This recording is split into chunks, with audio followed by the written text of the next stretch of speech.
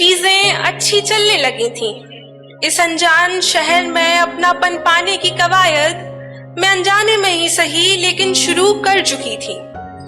Classroom की हलचल, नए चेहरों की भीड़ और इन हंसी मजाक के लम्हों के बीच मैं खुद को थोड़ा थोड़ा घुलता हुआ महसूस कर रही थी। जिन लोगों को हफ्ते पहले तक नाम से भी नहीं जानती थी, अब वो मेरी दिनचर्या का हिस्सा बन गए थे। और एक ऐसी ही शाम थी 25 सितंबर 2023 की। हम 4 दोस्त हाथों में केक लिए निकल चुके थे बर्थडे सेलिब्रेट करने के बहाने शहर से कुछ जान पहचान बनाने।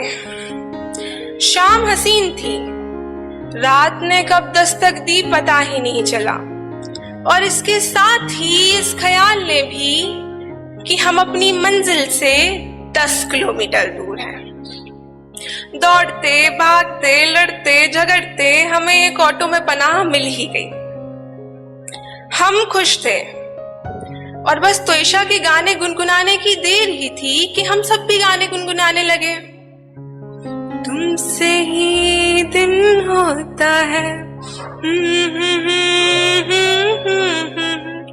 और सच बताऊं तो उस एक लम्हे में बॉलीवुड के सारे सिंगर्स हमसे पीछे थे। और फिर हाई कोर्ट के सामने ऑटो में लगते ब्रेक के साथ ही एक अधेड़ उम्र की आंटी हाथों में कुछ फाइल्स लिए हमारे साथ आ बैठी। पर हमें क्या, हम तो अब भी अपनी ही मस्ती में धुन थे। कुछ देर हुई ही थी कि वो मुस्कुराने लगी। तुम्हारी आवाज सुनकर आंटी हंसने लगी कृतिका। हम सबका ध्यान उनकी तरफ गया। वो अब भी मुस्कुरा रही थी, मानो कुछ कहना चाहती थी। वो कुछ बोलती उससे पहले मैं ही बोल पड़ी। इतना बुरा तो नहीं था ना आंटी। उनके चेहरे के भाव अब कुछ बदल चुके थे। उन्होंने बोलना शुरू किया। तुम सब आज देवियों की तरह आई हो। तुम्हें आज यूं गुनगुनाते ना देखती तो शायद मैं आज ना मुस्कुराती। उनकी इस बात ने हमें संशय में डाल दिया था। अपने हाथ में कसकर पकड़ी हुई फाइल को देखते हुए वो बोली, आज मैं केस हार गई। उनकी पकड़ बता रही थी कि जैसे अब भी उन्हें उन फाइल से कुछ उम्मीद बाकी थी। उन्होंने बताया कि कैसे एक झूठे आरोप में उनके खुशहाल जीवन को बर्बाद कर दिया। उम्र के इस पड़ाव पर जब उन्हें हम सफर की सबसे ज्यादा जरूरत थी, वो सलाखों के पीछे थे। पीएसयू में जॉब करते थे अंकल। अब सब बर्बाद हो गया। 2 साल पहले बड़े बेटे की जीवन रेखा समाप्त हो गई। उस सदमे से मैं उभर भी नहीं पा रही थी कि 2 माह पहले छोटे बेटे को एक सड़क हादसे में गवा बैठी। मुस्कुराए हुए एक अरसा हो चुका था। आज सब हार कर मुस्कुराऊंगी, कभी सोचा नहीं था। हम निशब्द थे। जीने का दिल नहीं करता। एक आखिरी आस थी तो वो भी बुझ गई। सब ठीक हो जाएगा कहना मुझे लाजमी नहीं लगा। हम उन्हें संभालने की कोशिश कर ही रहे थे कि हमारा आशियाना आ गया। पर उनके आशियाने का क्या अपने आशियाने पर पहुंचकर भी वो उसे उस नजर से देख पाएंगी? काफी देर हो चुकी थी। हम में से कोई ऑटो में से नहीं उतर रहा था। ऑटो वाले भैया भी कुछ नहीं बोल रहे थे, मानो हम सब अपनी ही हकीकत से दूर भाग रहे थे। पर जाना तो पड़ेगा ना। अपना हाथ बढ़ाया, उन्हें सहलाया।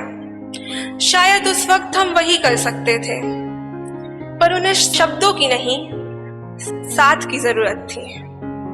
आखिर जीवन का मतलब भी तो वही है ना, एक कंधा सर रखने के लिए, एक हाथ थामने के लिए, 2 कदम साथ चलने के लिए, और एक सुकून भरी नींद सो जाने के लिए।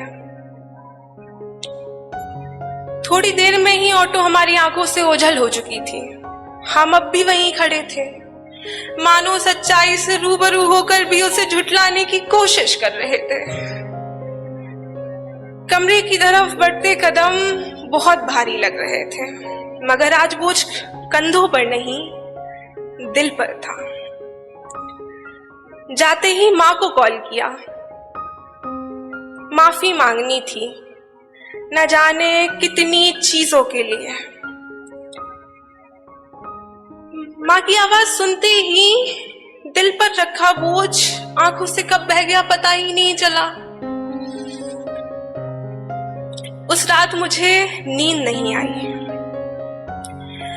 शायद अब इस भीड़ भाड़ भरे शहर में उनसे कभी मुलाकात नहीं होगी। पर आने वाले 4 साल कहना गलत होगा। एक उम्र के लिए बहुत कुछ सिखा गई वो मुझे। अब कोई बेबस दिखता है तो उसे दिलासे के कुछ शब्द कहने की जगह कसकर गले लगा लेती हूँ।